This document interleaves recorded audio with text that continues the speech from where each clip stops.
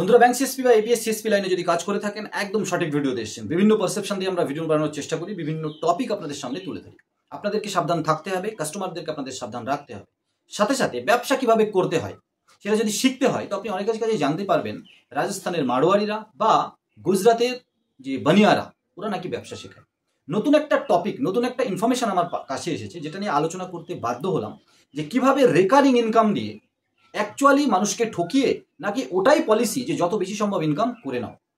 আপনারা এরকম কিছু শুনেছেন বা জানেন কিনা অবশ্যই কমেন্ট সেকশনে বলবেন। গুজরাতের বিভিন্ন স্কুলে নাকি বই দেওয়া হয়, কিনতে হয় স্কুল থেকে, সেটা প্রাইভেট স্কুলে সব জায়গায় হয়ে থাকে, এবং 6 মাস পরে আবার নাকি আরেক সেট বই কিনতে হয়। মানে ফিস দিতে হচ্ছে, ডোনেশন দিতে হচ্ছে, বই কিনতে হচ্ছে, 6 মাস পরে আবার বই কিনতে হচ্ছে। ভাবুন ব্যবসাটা কোন জায়গায় গিয়ে পৌঁছেছে। গুজরাট দুবার নাকি বছরে বই কিনতে হয়। যদি এরকমটা হয়ে থাকে, অবশ্যই আমাদের শেখার আছে যে মানুষের ঘাড় চেপে কিভাবে ইনকাম করতে হবে, নাকি এর মধ্যে ভালো একটা পলিসি আছে। মাল্টিপল টাইম কিভাবে ইনকাম করা যেতে পারে, এর থেকে শেখা যেতে পারে। বন্ধুরা, প্রত্যেক ক্রিয়ার সমান এবং বিপরীত প্রতিক্রিয়া আছে। এই ডিজিটাল পেমেন্টের ক্ষেত্রেও ঠিক তাই। গুজরাটের ব্যাপারটা ছেড়ে দিন, ওটা চলবে। আলাদা আলাদা জায়গায় প্রাইভেট স্কুলগুলো আলাদা আলাদাভাবে মানুষের থেকে কিন্তু মাল্টিপল টাইম ইনকাম করছে। আর এর কারণ হচ্ছে সরকারি কোনো জিনিসের প্রতি আমাদের খুব একটা আকৃষ্টতা নেই, শুধুমাত্র চাকরি ছাড়া। যে ডিপার্টমেন্টে আপনি চাকরি করছেন, সেই ডিপার্টমেন্টারি সার্ভিস আপনি আপনার ফ্যামিলিকে নিয়ে দিতে যাবেন না, অথচ স্যালারি নিচ্ছেন সেখান থেকে। এটাই আমাদের কালচার হয়ে গেছে। স্কুল, কলেজ, বাস, ট্রেন যাই বলুন, খুব পরিস্থিতির শিকার না হলে, মানে খুব প্রয়োজন, তাই এই ট্রেনে আমরা এত যাতায়াত করি। বাস জার্নির কথা যদি ভাবা হয়, সরকারি বাসকে অ্যাভয়েড করা হয়। একটু লম্বা ট্যুরের বাস হলেই Volvo, AC, high technology, latest technology আর এসি বাসে যাই আমরা। কেন? কারণ একটাই, সরকারের প্রতি আস্থা তো আছে, কিন্তু সরকারি কোনো সিস্টেমের প্রতি, সরকারি কোনো ডিপার্টমেন্টের প্রতি আমাদের ততটা আস্থা নেই বন্ধুরা। যেমনটা এই ডিজিটাল পেমেন্টের ক্ষেত্রে এনপিসিআই এর ডিজিটাল যে সমস্ত লাইন দিয়ে আমরা পেমেন্ট করছি, সেখানে মানুষের সম্মান কিভাবে বাঁচাচ্ছে সেটাও আমরা আলোচনা করব। সরকারের প্রত্যেকটা স্কিমের পয়সা এখন মাঝখানে কোনো ইমিডিয়েটার ছাড়াই আপনার কিন্তু আধার কার্ডের মাধ্যমে বা অ্যাকাউন্টের মাধ্যমে আপনার কাছে পৌঁছে যাচ্ছে। মাঝখান থেকে কিন্তু বিচলিয়া নেই বললেই চলে। এটা একটা ভালো দিক। ডিজিটাল পেমেন্টের আরও ভালো দিক আছে, বিভিন্ন বিষয়ে আমরা আলোচনা করে থাকি। বন্ধুরা, ক্যাশ টাকা, কাগজের টাকা, ধাতুর টাকা তৈরি করতে যে রেকারিং একটা খরচ আছে, এই ডিজিটাল পেমেন্টে কিন্তু সেই খরচটা নেই। বন্ধুরা, ডিজিটাল পেমেন্টের যে অথেন্টিসিটি, যে রিলায়েবিলিটি, এটা ক্যাশ টাকা বা ধাতুর টাকা এর সাথে কম বলবো না।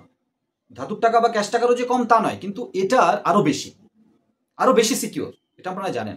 সাথে সাথে আমরা যারা কম ইনকাম, পয়সা কম হয়ে গেছে, পকেটে ক্যাশ কম, 50, 100, 200 টাকা, আপনারা দেখবেন বাজারে যেতে লজ্জা করে বা মানি ব্যাগ থেকে বের করছেন। একটা দোকানদার বা আশেপাশের কাস্টমার মানি ব্যাগ তো টুকটাক দেখেই ফেলে। আমি ওভারঅল কথা বলছি বন্ধুরা, কাউকে ছোট বা বড় করে বলছি না। এরকম একটা ইনফরমেশন এসছে, আমি অনুভব করেছি। তো ধরুন আপনি 200 টাকা আছে, আপনি 150 টাকার জিনিস কিনতে গেলেন, আপনি টাকাটা বের করার সময় বা মানি ব্যাগে পুনরায় ঢোকানোর সময় কেউ দেখলো, বা একটা আলাদা ফিল আসে বন্ধুরা। মানি ব্যাগে টাকা কম, পয়সা পকেট থেকে বেরোচ্ছে, অথচ যাদের কাছে বান্ডিল টাকা থাকে, অনেক টাকা থাকে, তাদের বের করতে তারা দেখানোর জন্যই খানিকটা যেন উৎসুক হয়ে থাকে। মানি ব্যাগটা যেন আশেপাশে কেউ দেখুক। আপনাদের আশেপাশে এরকম হয়েছে? অনেকে আছে, দেখবেন, কমেন্টস করবেন। কিন্তু ডিজিটাল পেমেন্টের ক্ষেত্রে আপনার ব্যাংকে কত টাকা আছে, আপনার ওয়ালেটে কত টাকা আছে, কেউ দেখতে যাচ্ছে না। 200 টাকা আছে, 150 টাকার জিনিস কিনবেন, আপনি জিনিস নেন, অনলাইন পেমেন্ট করে দিন, আপনার ব্যাংকে কত টাকা আছে। আপনার কিন্তু কোনো একটা সিনক্রিয়েট হলো না। এটা আমার মনে হয়েছে আপনাদের জানা উচিত। দেখুন, জানেন আপনারা সবই, আমরা জাস্ট আপনাদের সাথে আলোচনা করি, ওই জিনিসটা একটু মনে করিয়ে ওর যে মহত্বটা সেটা আপনাদের সামনে নিয়ে আসা। বাকিটা আপনারা সবাই বুদ্ধিমান। আমাদের ভিডিওগুলো দেখেন, জাজ করেন, কমেন্টস করেন। ভুল কিছু বললে, ভুল কিছু হলে শুধরে দেন কমেন্টস করে, আমরা শুধরে নেওয়ার চেষ্টা করি।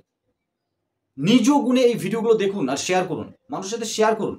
এই যে পারসেপশনগুলো, এগুলো জানলে ক্ষতি তো নেই কিছু, এগুলো জানলে ক্ষতি কিছু নেই। কিন্তু আপনি ইন ফিউচারে, আমরা একটা কথা জানি, রাস্তাঘাটে চলার সময় যে বোর্ডগুলো দেখা যায়, কোথাও লেখা দেখা যায়, আমরা ছোটদেরকে বলে থাকি যেখানে যা পাচ্ছ পড়ো, শিখে নাও, পরীক্ষা দেওয়ার জন্য নয়। কখন যে শব্দটা আবার পুনরায় তোমার দরকার হয়ে পড়বে, কোনো একটা উদাহরণের সময় দরকার হয়ে পড়বে, তুমি নিজেও জানো না। সেই জন্য অন্ধের মতো চলা ঠিক নয়। যখন চলছই, যখন এগোচ্ছই, সামনে যা আসছে সেখান থেকে কিছু শেখার চেষ্টা করা উচিত। এই আমাদের ভিডিওটাও আপনার স্ক্রলের মধ্যে কোনো একটা ভিডিওর মতোই আপনার সামনে চলে এলো। যেমন আপনি অজানা রাস্তায় যখন চলেন, অনেক কিছু আপনার সামনে চলে আসে। চেষ্টা করুন সেখান থেকে কিছু না কিছু শেখার। কারণ আজ শিখলে কাল আপনি শেখাতে পারবেন, আজ বুঝে নিলে কাল আপনি বোঝাতে পারবেন। যেমনটা আমার গুজরাটের স্কুলের ঘটনা দেখে আমার মনে হয়েছে আপনাদের শেয়ার করা উচিত। যেমনটা আমার ডিজিটাল পেমেন্টের কম পয়সা যাদের কাছে আছে, যারা আমরা লজ্জায় লোয়ার মিডল ক্লাস বা যাই বলি কিন্তু আমরা গরিব, তাদের কাছে অল্প পয়সা আছে, সেটা নিয়ে বাজারে গিয়ে একটা সিন ক্রিয়েট হওয়ার থেকে এই ডিজিটাল পেমেন্ট বোধহয় আমাদের অনেকটা রক্ষা কবচ হিসাবে কাজ করছে। যেমনটা সরকারি পয়সা আমাদের কাছে স্মুথলি চলে আসছে কোনো বিচলিয়া মাঝখানে না থেকে, কোনো ভাগ না দিয়ে। বন্ধুরা, এই ধরনের পারসেপশনের ভিডিও যদি কন্টিনিউ দেখতে চান অবশ্যই আমাদের আইএনডি টেক জোন ইউটিউব চ্যানেলটাকে সাবস্ক্রাইব করে পাশে থাকবেন। ছোট্ট ভিডিওটা স্কিপ না করে দেখার জন্য অনেক ধন্যবাদ। নতুন একটা ভিডিও নিয়ে, একটা নতুন পারসেপশন নিয়ে, নতুন একটা ইনফরমেশন নিয়ে খুব তাড়াতাড়ি আবার আপনাদের সামনে। নতুন সবাই ভালো থাকুন, সুস্থ থাকুন আর আমাদের সাথে জুড়ে থাকুন মন থেকে। আর নতুন ভিডিওটা সবার প্রথমে, পরের বানানো ভিডিওগুলো সবার প্রথমে আপনার কাছে যেন পৌঁছায় নোটিফিকেশনটা, সেই জন্য অবশ্যই সাবস্ক্রাইব করার সাথে সাথে অল নোটিফিকেশনের যে বেল আইকনটা আছে সেটা কিন্তু প্রেস করে দিতে ভুলবেন না।